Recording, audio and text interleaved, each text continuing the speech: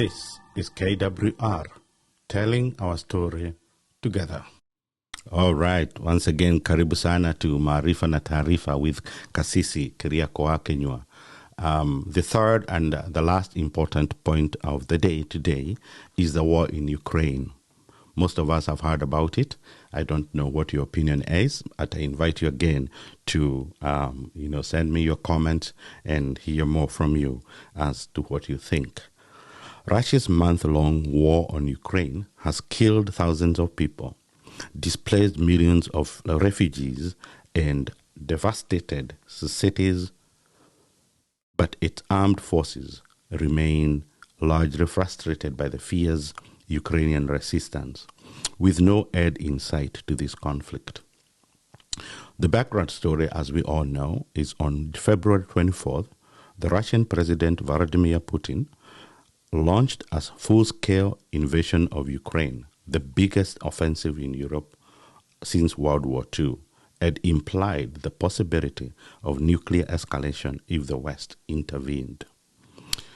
There are questions, and you may be wondering, why am I bringing these up? There are questions that have been raised on where African leaders and governments stand when it comes to this war.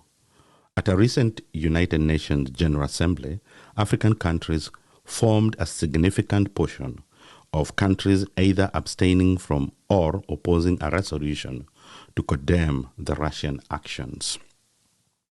While Africans point to the preferential treatment accorded to Ukrainians over migrants from less white parts of the world, some within the continent observe that there is much less talk about what African states themselves are doing to welcome refugees and the displaced from conflicts closer home.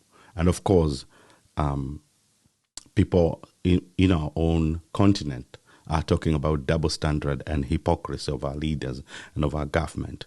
Another important talking point is that many Africans have failed to see the commonalities between their struggles against imperialism and that of the Ukrainians, preferring to instead conflate the Ukrainians with their benefactors in the Western Europe. That is where we tend to see Ukrainians as Europeans, but we don't see the larger story of imperialism and invasion. And sometimes, as it goes, and as some writers and journalists are observing, we tend to conflate this relationship. So, my question for the day: what kind of a policy or political stand should African leaders take both collectively and individually on this unwarranted invasion of Ukraine? And what are your thoughts? Please kindly let me know as we continue with our broadcast. Maarifa na Taarifa na Kasisi. This is KWR, telling our story together.